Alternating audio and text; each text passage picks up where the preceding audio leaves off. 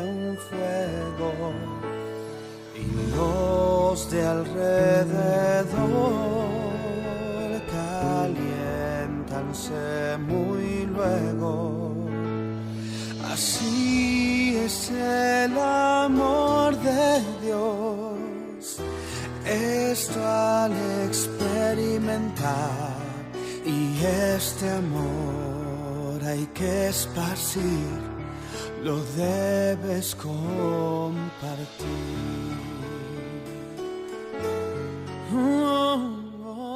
Doy gracias a Dios, al cual sirvo desde mis mayores con limpia conciencia, de que sin cesar me acuerdo de ti en mis oraciones, noche y día.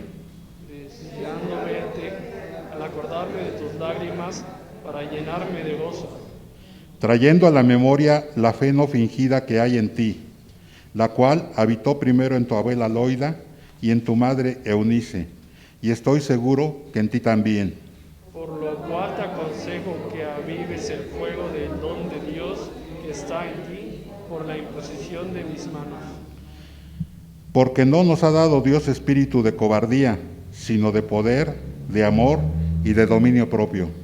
Por tanto, no te avergüences de dar testimonio de nuestro Señor, ni de mí, preso suyo, sino participa de las aflicciones por el Evangelio, según el poder de Dios.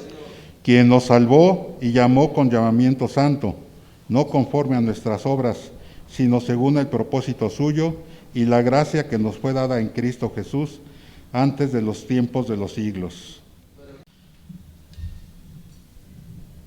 Amado Padre, bendito seas, ponemos en tus manos a nuestro pastor Hiram, Señor, dale las palabras adecuadas para que nos pueda compartir tu palabra, Señor. Abre nuestra mente y nuestros corazones para que podamos recibirla, pero sobre todo, Señor, que la apliquemos en nuestra vida diaria, que no sea solo el escuchar, sino también el actuar. Te damos las gracias y te lo pedimos en el bendito nombre de tu Hijo amado, nuestro Señor y Salvador Jesucristo. Amén. Las plantas al brotar. Dios les bendiga, hermanos, tomen asiento. Me da mucho gusto verles aquí en la casa del Señor, ya en esta época en que empieza a cambiar pues algunas cosas, ya gracias al Señor, pues en el semáforo de restricciones que tiene el gobierno, estamos en semáforo verde, ya también anunciaron que se reducen las restricciones en los templos, pues ya no tenemos que cumplir con una serie de cosas, ya podemos hacer algunos cambios, seguimos utilizando nuestra cubrebocas, nuestra mascarilla, seguimos utilizando alcohol en las manos, pero ya podemos pues, sentarnos juntos, ya podemos hablar adentro del templo, ya podemos cantar sin ningún problema, eso ya no está como una restricción. Entonces también los hermanos estamos viendo si volvemos a poner otra vez bancas, porque así pues finalmente siempre nos sentimos como muy separados, un poco aislados. Pues la idea es que nos sintamos bien en la casa del Señor, en nuestra casa, y podamos convivir como creyentes. Algo que nos ha costado mucho trabajo en este tiempo ha sido esa parte, el no poder tener ese momento de estar juntos como cristianos. Nos hablamos por teléfono tal vez, etcétera, pero aquí en el templo pues entramos, salimos rápido, ¿no? Entonces si usted al final se quiere quedar un poquito más, no se preocupe, hermanos, ya no tenemos esa restricción de que tenían que salir de inmediato como hace unos meses. Entonces, tómelo usted con calma y pues goce de este tiempo que el Señor le da al estar en la casa del Señor. Hoy, hermanos, queremos ver en la palabra del Señor este pasaje que encontramos en la segunda carta del apóstol Pablo a Timoteo.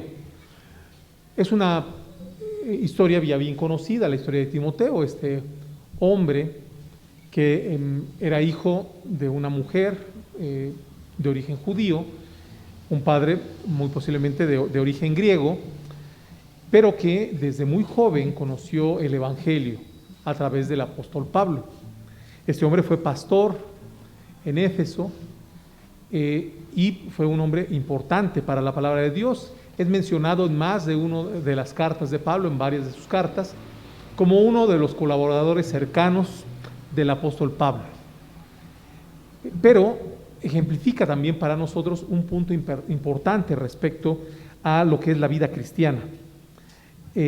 Timoteo representa lo que nosotros debemos hacer siempre, no solamente los pastores, los maestros, los diáconos, sino todo cristiano. Todo cristiano siempre debe estar preocupado por la herencia que deja en este mundo en la vida de otras personas. Todo creyente representa la herencia que recibió de Cristo Jesús en su vida.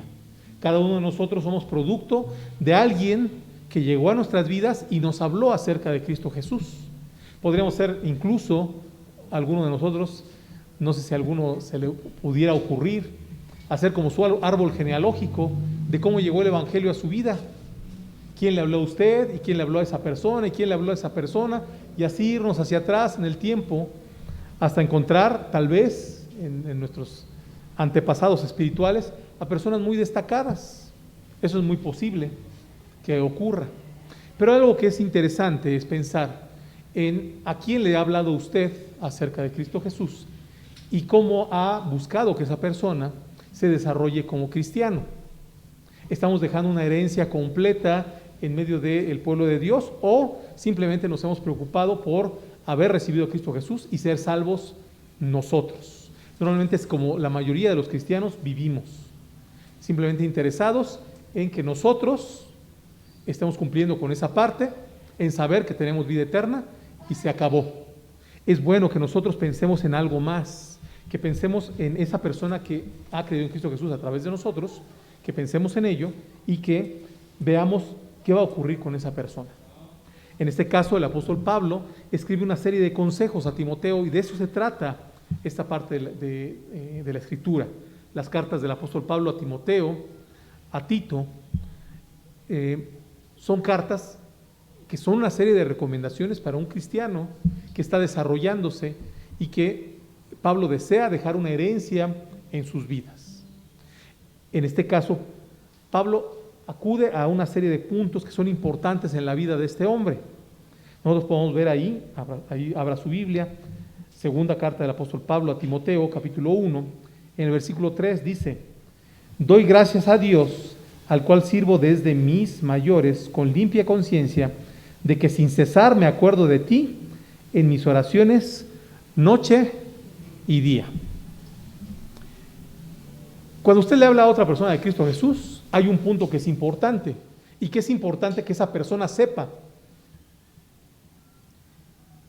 Algo que me alienta mucho a mí es saber que hay personas que oran por mi vida. Eso me alienta mucho. Saber que realmente alguien está orando por mí. A veces nosotros decimos mentiras, ¿no? Se nos acerca alguien, ha estado orando por ti, la verdad es que usted ni se ha acordado de ese hermano. ¿Sí? Pero cuando uno sabe que están orando por su vida, es una primera parte de aliento que nosotros recibimos. Si usted le ha hablado a alguien de Cristo Jesús, si esa persona ha creído a través de usted, si esa persona no ha creído aún en Cristo Jesús, pero usted le está hablando, hay algo que usted debe hacer y no debe olvidar, y es tenerlo siempre en sus ¿qué? En sus oraciones, continuamente.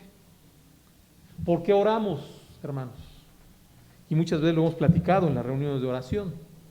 La mayoría de nosotros oramos de manera muy egoísta, es decir, oramos por las cosas que me interesan respecto a mi vida. Pido por mí, pido por mis necesidades, por mis sueños, por mis ambiciones, por las cosas que yo creo que son importantes, pero teniendo a mí en el centro, si usted se fija, ¿no? Señor, dame un coche, Señor, necesito una casa, Señor, ayúdame en mi problema, Señor, y yo soy el centro de mi oración. Cuando nosotros hablamos a otros acerca de Cristo Jesús, cuando nosotros proclamamos su nombre, debemos de considerar este punto. Mi oración ya no está centrada solamente en mí. Mi oración debe tener un punto importante y es orar por aquellas personas que han creído ahora en Cristo Jesús. ¿Qué pido acerca de ellos? No solamente pido para que el Señor les cuide de todo mal. Tengo que pedirle al Señor para que ellos alcancen un desarrollo espiritual y que se fortalezcan en Cristo Jesús de una manera continua. No dejar de hacerlo. Pablo lo hacía por Timoteo, ¿sí? de que sin cesar me acuerdo de ti en mis oraciones, noche y día. Y lo pone en un énfasis muy interesante, ¿sí? ¿Cómo lo pone Pablo? De que dice ahí que sin cesar. Bueno, ahí en segunda a los Tesalonicenses, Pablo recomienda algo que todo cristiano debe hacer. Y ese versículo deberíamos aprenderlo de memoria. Es más fácil aprenderse el versículo que aprenderse el pasaje bíblico. El pasaje que dice, orad, ¿qué? Sin cesar. 3 palabras, orad sin cesar. Pablo plantea esto. Yo por ti, Timoteo, estoy ¿qué? Sin cesar orando. Es decir, no dejo de orar por ti. Aquella canción de Juan Gabriel que dice que es siempre en mi mente, ¿no? Pues algo así, hermanos, usted como cristiano debe tener siempre en su mente a aquellos que han creído en Cristo Jesús y que están desarrollándose en la vida cristiana. ¿Por quién de los que están aquí debe orar usted, hermano? Por todos. Acuérdese de sus hermanos en sus oraciones. Cuando usted ora y son 5 minutos de oración y ya no sabe qué pedir, ¿sabe qué? Su oración es muy egoísta. Seguramente está pidiendo por algo suyo. Pero cuando empieza a pedir por los hermanos, la oración puede hacerse ¿qué? Larguísima. Puede orar y pedir por sus hermanos. Y especialmente por aquellos que están conociendo y creciendo en el Evangelio. Sin cesar, me acuerdo ¿qué? De ti. Te tengo en mi mente todo el tiempo. Me acuerdo de ti en mis oraciones. ¿Dónde dice ahí? Noche y día. Todo el tiempo. En cada momento de oración me acuerdo de ti. No deje de hacerlo. ¿Quién le preocupa? ¿Usted está preocupado por alguno de los hermanos que están aquí alrededor? ¿Está velando en oración por alguno de ellos para que su vida espiritual se desarrolle de la mejor forma? Ojalá y así sea. A veces nos preguntamos, ¿por qué en la iglesia no surgen líderes? ¿Por qué en la iglesia no surgen hombres o mujeres que se levanten para proclamar el nombre de Cristo de una manera poderosa? ¿Y sabe quién tiene la culpa? Pues usted y yo también, ¿no? Nosotros. Lo que pasa es que cuando decimos nosotros, como que se nos quita la culpa, ¿no? Usted tiene la culpa, porque usted tiene que estar orando por sus hermanos. Y urge que lo hagamos. Es muy importante estar orando por ellos. Él dice el versículo 4, deseando verte al acordarme de tus lágrimas para llenarme de gozo. Aquí Pablo, además de acudir al tema de la oración, acude a un tema que también es importante con respecto a las personas a las cuales nosotros les hemos hablado de Cristo Jesús. Aquel al que usted le habló de Cristo Jesús, sin duda tiene un lazo emocional con usted, ¿sí? Un lazo de cariño, de afecto profundo, como lo fue Pablo con Timoteo.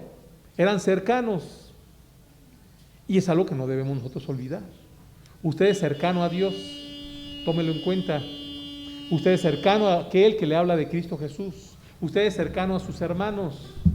No lo tome como secundario.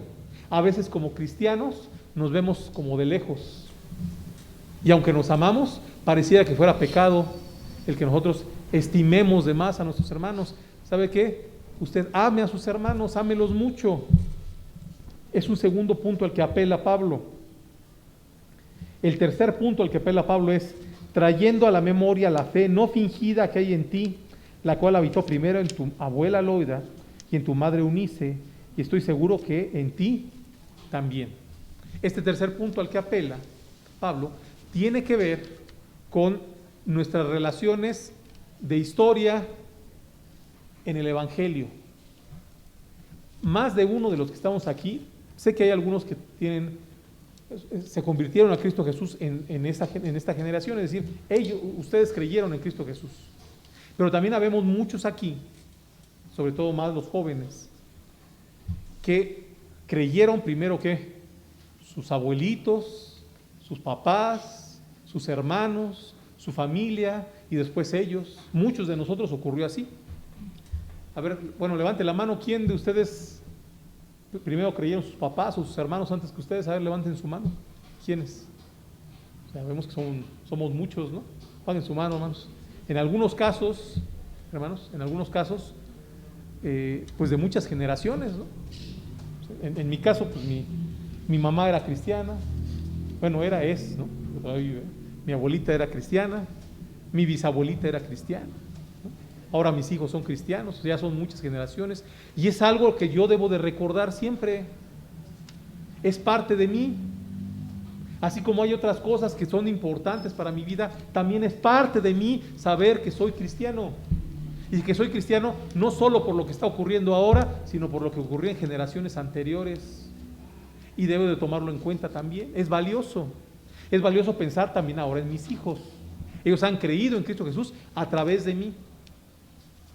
Así que lo que yo creo tiene un valor importante. Es importante. Pablo da un consejo a partir de esto. A partir de que ha estado orando por este hombre, Timoteo.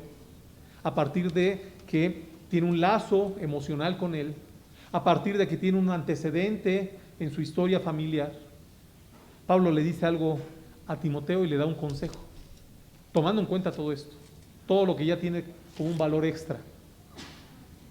Y es al punto al que queremos llegar. Versículo 6 dice, por lo cual, por todas estas cosas, ¿sí? Es decir, porque estoy orando por ti, porque nos amamos como hermanos, porque tu familia también es creyente. Por esto, te aconsejo, ¿cuál es el consejo? Que avives el fuego del don de Dios que está en ti. Ese es el consejo. Que avives el fuego del don de Dios que está en ti. ¿Qué es esto? Avivar el fuego. No todos nos hemos puesto mucho en estas cosas de campamentos, de encender fuegos, cosas así. Pero creo que todos en general sabemos lo que es avivar el fuego, ¿sí? Nosotros podemos tener una fogata o un montón de carbón y lo encendemos. ¿Qué pasa si nosotros simplemente dejamos el fuego ahí? Se apaga. Todo fuego que no se cuida se apaga. Aunque nos suene raro, y es una palabra que se utiliza, el fuego se alimenta y el fuego respira. Por eso en el pasado, los pueblos primitivos, algunos pensaban que el fuego estaba vivo, ¿no? Porque el fuego había que alimentarlo y hacerlo respirar para que estuviera encendido. Pero es algo interesante. Había un canto, cuando yo era, bueno, no de cuando yo era niño, es mucho más viejo, ese canto había un canto que se llamaba Que no se apague el fuego, ¿no? Y el canto decía: que no se apague el fuego que hay en mi corazón, que no se apague el fuego, que siga ardiendo más y más. Hablaba acerca de cómo Cristo Jesús habitaba en mi corazón. Y Cristo Jesús es un fuego que habita en nuestro corazón, se enciende un día. Hay un canto que todavía entonamos, ¿no? Con una sola chispa se enciende todo un fuego, ¿no? Y los de alrededor caliéntense muy luego. Así es el amor de Dios cuando entra, ¿qué? En tu ser. Así es, Cristo Jesús un día encendió el fuego en mi corazón. Y la recomendación que hace Pablo para este hombre Timoteo, que se encuentra muy lejos de él, al cual le tiene que enviar cartas porque Pablo está metido en la cárcel y no lo puede ver, la recomendación que le hace es: ese fuego que Cristo encendió en tu corazón, ese fuego que tú tienes ahí, debes mantenerlo como encendido, avívalo. Haz algo para que ese fuego no se apague nunca. Y nosotros como cristianos debemos entender esta parte. Nuestra vida espiritual es como un fuego, el cual si no lo alimentamos y no hacemos que respire, ¿qué va a pasar? Se va a ir, ¿qué? Apagando, van a quedar unas brasas ahí apenas medio encendidas.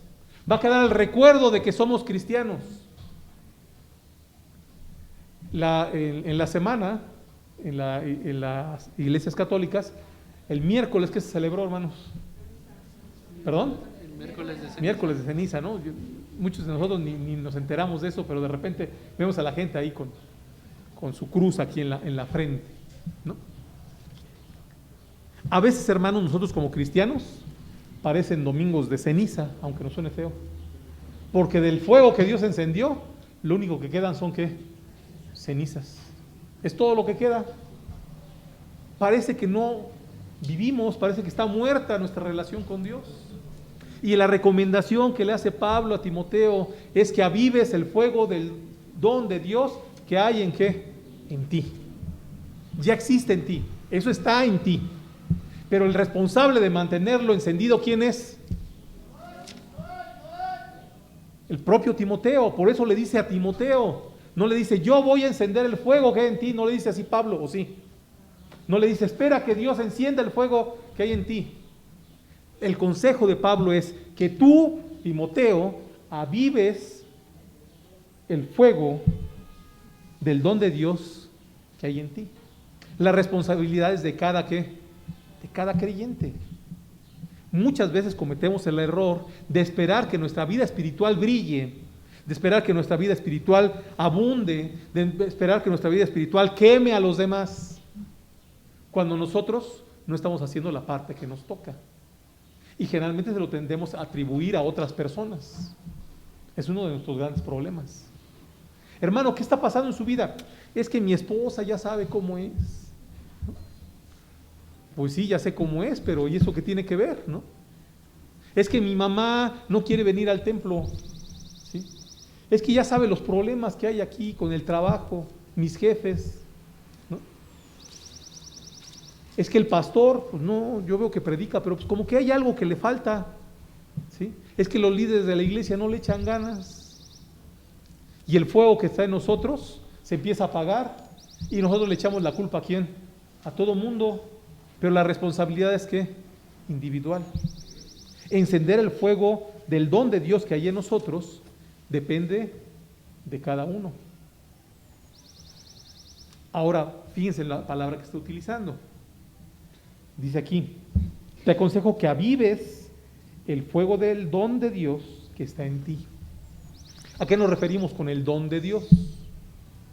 La palabra don es un regalo no merecido, un regalo que nosotros no merecemos, y puede implicar varias cosas. La primera, decía ahí nuestra hermana Lucy, está acá, se alcanzó a grabar, espero que sí. Un primer don de parte de Dios es la salvación, el perdón que Dios puso en nuestra vida, la vida eterna que hoy tenemos. Esa está ahí, pero pareciera que ya no es una motivación para nuestra existencia. Cuando nosotros creímos en Cristo Jesús, nuestra vida se encendió y estábamos felices, nuestro fuego brillaba sin duda, porque sabíamos que habíamos creído en Cristo Jesús y éramos salvos. Y ahora cuando nos hablan, ¿eres salvo? Sí. O sea, ya está natural para nosotros, que pareciera que no implica algo importante. Y nos repite aquí el apóstol Pablo, que avives el fuego del don de Dios que hay en ti. Vuélvele a dar el valor tan grande a esa salvación que Dios puso en ti, de modo que sigas motivado para seguir viviendo una vida cristiana. Muchos de nosotros nos olvidamos de esto que Jesús hizo por nosotros y que pareciera una obligación de parte de Dios. Cristo Jesús me salvó porque esa era su obligación, a eso vino, ¿no? Entonces es normal que ahora soy salvo. Y eso parece que no me motiva para nada, cuando en realidad debería motivarme para salir también a las calles y predicar acerca de Cristo Jesús, para hacer testimonio a mi familia, para entender una cosa, que no puedo irme yo tranquilamente cantando rumbo al cielo mientras el resto de la humanidad va rumbo al infierno. Debo hacer que se avive el fuego de Dios que hay en mí, encenderlo, mantenerlo bien prendido. Y tengo que darme cuenta que hay métodos para hacer que el fuego se encienda. ¿Cómo hace usted que el fuego se encienda, hermano? ¿Sí? Hay cosas que yo sé que no debo hacer, ¿no? Por ejemplo, si quiero que mi fuego se encienda, le echo agua, ¿qué pasa? Pues se apaga. Entonces evita echarle agua, ¿no? Si lo tapo, ¿qué pasa? Se apaga. Si le echo tierra, se apaga. O sea, hay muchas formas de apagarlo, ¿sí? Y peor aún, hay quien llega con el extintor y lo apaga. Y así tratamos a veces a nuestra vida espiritual respecto a Dios. Buscamos cómo extinguir el fuego del Señor, porque a veces para algunos resulta molesto tener a Dios aquí en la mente, porque Dios nos dice las cosas como debemos vivir, como debemos conducirnos, y a veces nosotros queremos seguir gobernándonos a nosotros mismos y nos molesta a Dios. Entonces tratamos de apagar ese fuego que Dios encendió. Y es el peor error que podemos cometer. Tenemos que avivar el fuego de Dios. ¿Cómo se aviva el fuego, hermanos? ¿Qué se hace? Bueno, sí, pero un fuego normal, ¿cómo le hace usted con un fuego normal? ¿Qué hace para que encienda más? Más leña, sí, hay que ponerle más leña al fuego. ¿Qué más? Soplarle, ¿no? Las hermanas que usan los anafres ya saben que si quieren que el carbón encienda, le tienen que echar aire, ¿no? Para que se encienda, ¿sí? Muy bien, acá la hermana dice, no, todavía póngale refuerzo, ¿no? O sea, no solamente le ponga leña, sino échele gasolina, échele petróleo, algo que haga que prenda, pues, más bonito, ¿no? Hay que buscar qué hacer. Necesitamos como cristianos buscar al Señor de una manera más intencional, tomar nuestra Biblia de una manera continua y no solamente leerla, sino estudiarla, porque muchos leemos, ¿qué decía? Pues la verdad no le entendí nada, ¿no? Pero ya cumplí. Pues necesito estudiarla, aprenderla, memorizarla, necesito orar de una manera continua, necesito tener una relación con Cristo Jesús más profunda, necesito servir a otros, necesito hablar de Cristo Jesús a otras personas, necesito llevar mis disciplinas espirituales al máximo todo el tiempo, si yo quiero mantener esa llama encendida. Muchos de nosotros, hermanos, de una manera muy curiosa, nuestro fuego parece el fuego de una vela. El fuego de una vela pues ilumina y está ahí, pero siempre es débil. Y con cualquier soplido, ¿qué pasa? Se apaga. Ahí va, no sé si ustedes han salido alguna vez a la calle con una vela, uno va así, ¿no? Da como 5 pasos y se apagó, ¿no? O sea, no, es difícil mantener una vela encendida. Y a veces pareciera que nuestra fe es tan frágil como una vela. Y estamos todo el tiempo tratando de evitar que eso se apague. Pero no puede ser eso nuestra vida cristiana. Nuestra vida cristiana debe estar bien encendida todo el tiempo.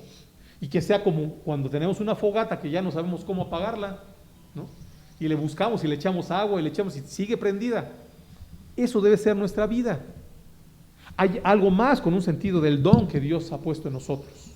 Dios ha puesto en cada uno de nosotros capacidades especiales que Dios ha dado a nosotros para poder desarrollar nuestra vida como cristianos. Dios lo ha hecho. Es decir, cuando usted creyó en Cristo Jesús como Señor y Salvador, Él no solamente le dio salvación y vida eterna, sino que le otorgó dones espirituales. Esos dones sirven para acrecentar la obra de Dios.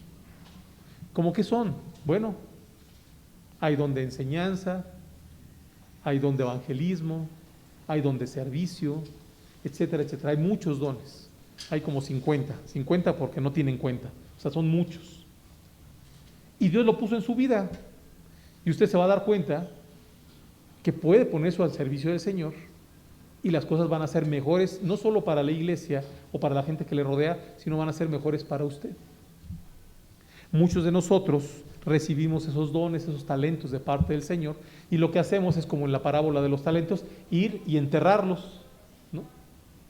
Hay que se queden guardados.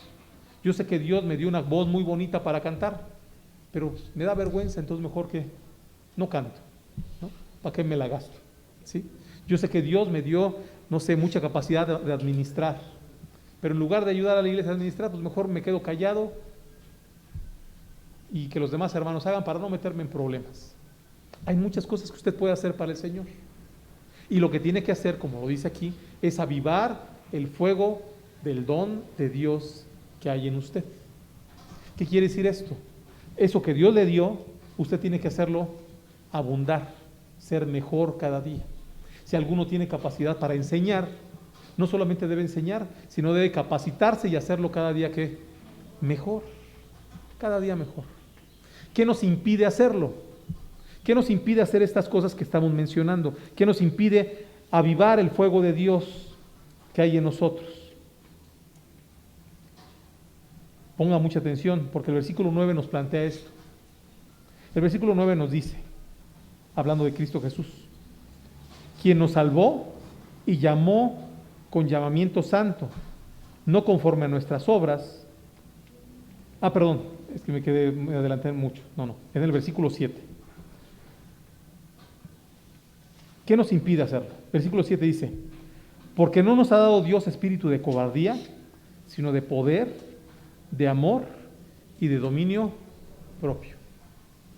Aunque nos suene raro, lo que nos impide encender ese fuego de una manera más grande, en general es que nos da miedo. Nos da miedo. ¿Eres cristiano? Sí. ¿Pero qué creen? Desde que soy cristiano, como que tengo miedo. ¿Miedo de qué?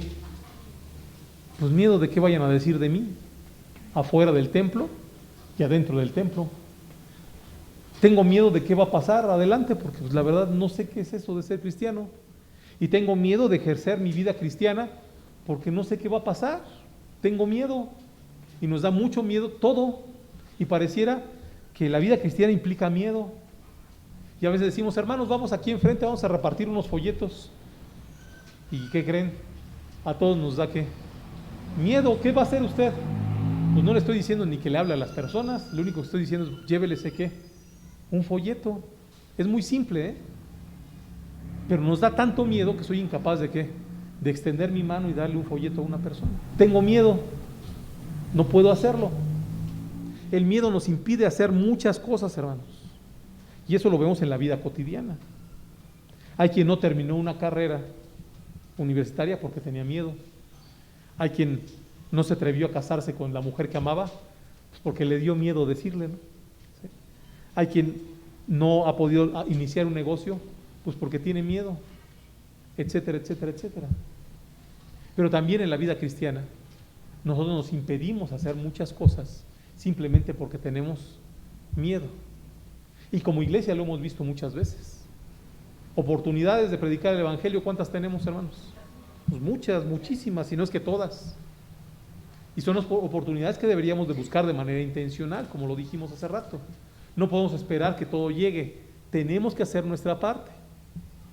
Pero en esas oportunidades a veces simplemente nos llegó ¿qué? El miedo. Oiga, tenemos oportunidad de que ustedes entren al hospital a estar trabajando. Ay, no, y luego, ¿cómo le vamos a hacer? ¿Y quién va a ir? Tengo miedo. Tengo miedo de ir a una escuela a predicar. Tengo miedo de ir a invitar a personas para que vayan a un campamento. Tengo miedo para que los niños vengan a la escuela bíblica de vacaciones. Tengo miedo para que podamos hacer esto y esto y esto. Y nos da miedo y nos da miedo y nos da miedo. Pero Dios nos plantea algo aquí a través del apóstol Pablo. Dice, porque no nos ha dado Dios espíritu de ¿qué? De cobardía. ¿O eso nos dio Dios? Aquí dice que no. ¿De qué nos dio? Sino de qué? De poder, de amor y de dominio propio. Es algo que usted debe aprender a transmitir a la persona que es un creyente nuevo en Cristo Jesús. Es de lo que estamos hablando. Pablo estaba preocupado por Timoteo y apeló a una serie de cosas y le aconsejó: aviva el fuego que hay en ti. Pero después de eso le dijo algo importante que era fundamental transmitir: no vivas con miedo. Si usted tiene un niño, un hijo, y usted le tiene miedo a los perros, ¿no? ¿Qué va a aprender ese niño? ¿A qué? Pues específicamente a un perro. Le va a tener miedo, porque si papá tiene miedo, pues yo también tengo miedo, es normal.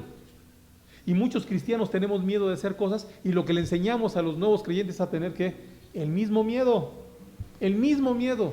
a predicar el evangelio, a servir, a hacer. Y tenemos miedo. Y por más que le digamos, mira, la Biblia dice, hay que hacer. En el ejemplo, yo estoy viendo algo muy distinto. Dios no le dio a usted espíritu de cobardía, hermano, para vivir con miedo sobre esta tierra. Y a veces pareciera que así vivimos, todo el tiempo con miedo, y que el miedo siempre nos domina.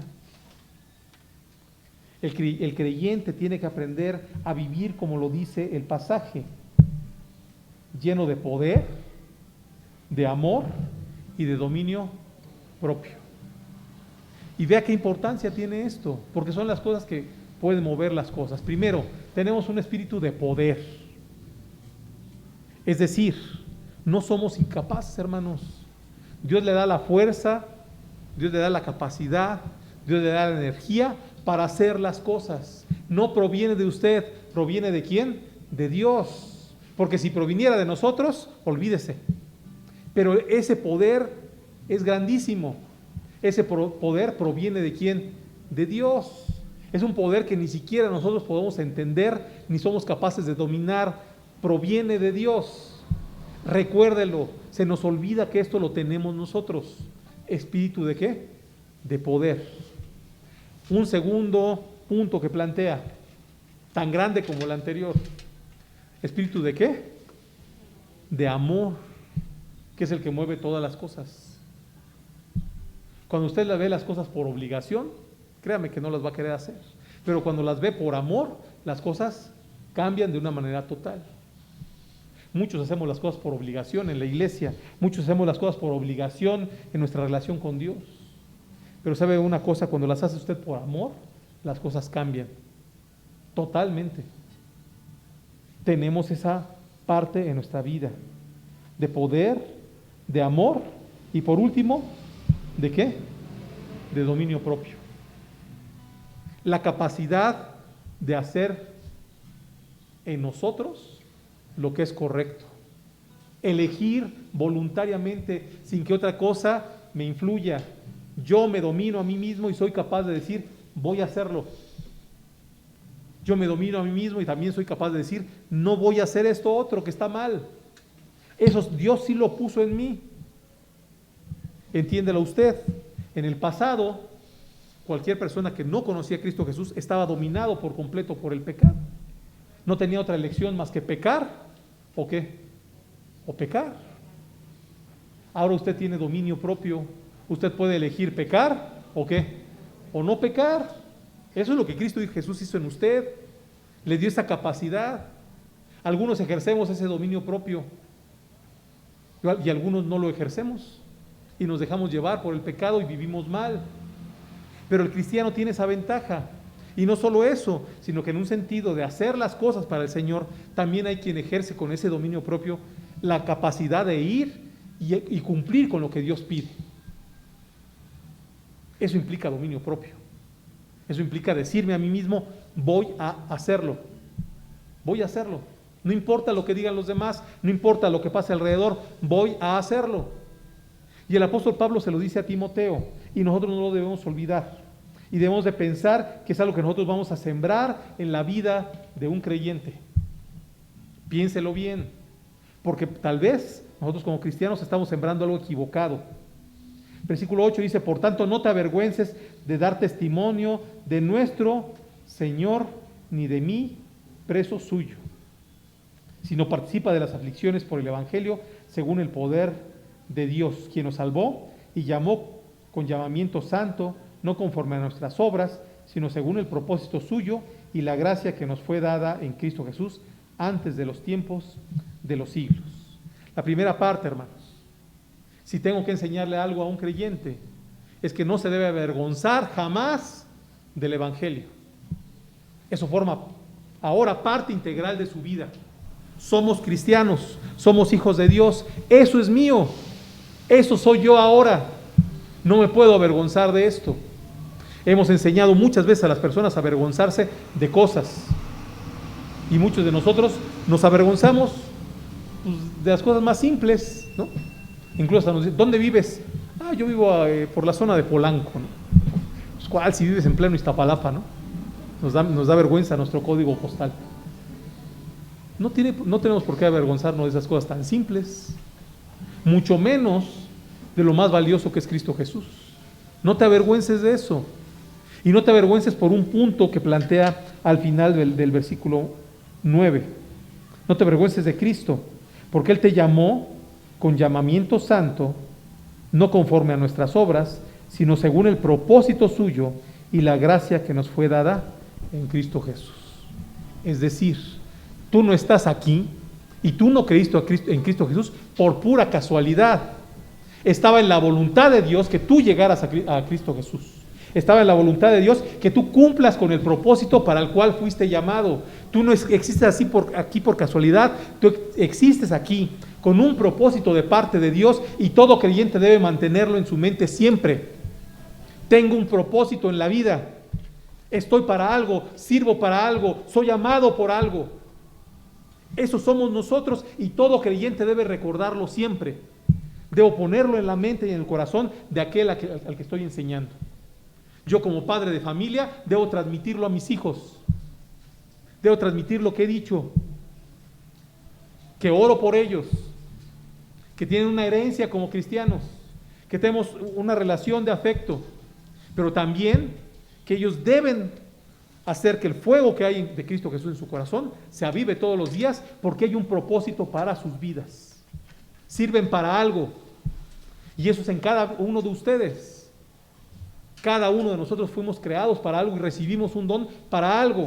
Y a veces fallamos en ese propósito que Dios nos da y eso es terrible. Porque cuando nuestra vida pierde el propósito, entonces nosotros nos sentimos inútiles y nos sentimos mal. Y entra en nuestra vida la depresión y nos empezamos a preguntar, ¿y dónde está la vida abundante? Pero cuando nosotros cumplimos con esas cosas para las cuales el Señor nos ha llamado y avivamos ese gran fuego que pueda haber en nuestro corazón, lo hacemos brillar, lo hacemos encenderse, lo hacemos calentar todo lo que está alrededor de nosotros, entonces nuestra vida encuentra un propósito bien grande e importante.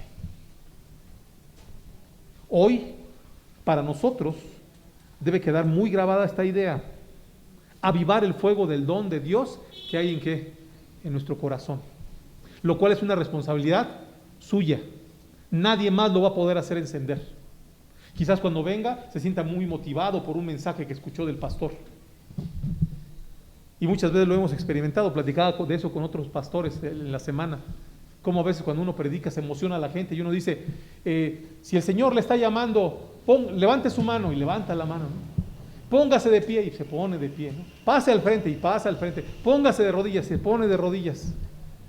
Y a la otra semana le preguntamos a la misma persona, ¿de qué trató el mensaje? ¿Y qué creen que dicen? No me acuerdo. O sea, en el momento de la emoción todos estamos emocionados, pero esto implica un sentido permanente, entendido de una manera clara, de modo que me lleva a cumplir con un propósito. Dios me llamó para algo y debo mantener encendido a mí el fuego. Y esa es una responsabilidad mía. Depende de mí mantener ese fuego encendido. Ese es mi trabajo. Para eso fui llamado. No debo pensar que otro lo va a hacer por mí. A veces nosotros como cristianos, hermanos, tratamos de quitarnos nuestra responsabilidad. Y eso es muy usual. Tratamos de quitarnos nuestra responsabilidad. No cometa ese error. Una responsabilidad, hermanos, siempre es algo que no le afecta solo a usted, sino que afecta a todos los que están alrededor suyo. Creer en Cristo Jesús, el propósito de que Cristo Jesús le haya llamado, tiene que ver con usted, tiene que ver con su vida. Pero más que eso, tiene que ver con la vida de las personas que le rodean y aún algo superior. El que Cristo le haya salvado tiene que ver con la grandeza y la gloria de nuestro Dios. Él se gloria en cada uno de sus hijos que son salvos y cada uno de sus hijos que cumplen con el propósito para el cual fueron llamados. Si hemos de servir en algo en este mundo, que sea de esta forma. Avive el fuego del don de Dios que hay en usted. Es nuestra responsabilidad. Dios les bendiga, hermanos.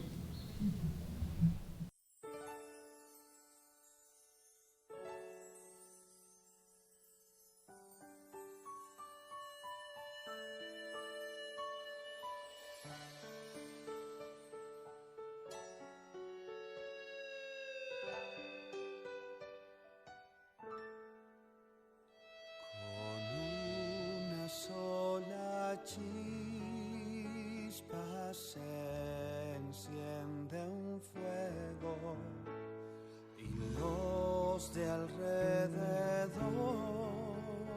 caliéntanse muy luego.